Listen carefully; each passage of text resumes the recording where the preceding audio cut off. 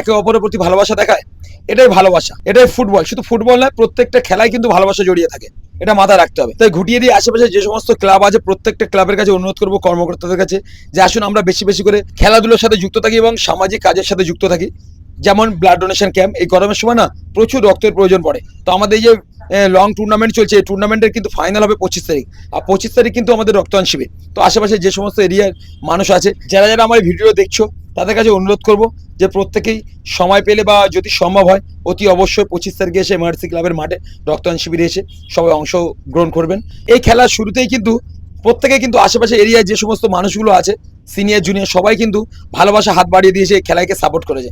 প্রত্যেকে কিন্তু মাঠে উপস্থিত হয়ে খেলা দেখেছেন গতকাল। যেহেতু আমি দুঃখের বিষয় ফার্স্ট হাফটা আমি তুলতে পারিনি, তোমাদের সাথে ভিডিওটা খেলাটা শেয়ার করতে পারিনি, ব্যস্ত ছিলাম বলে।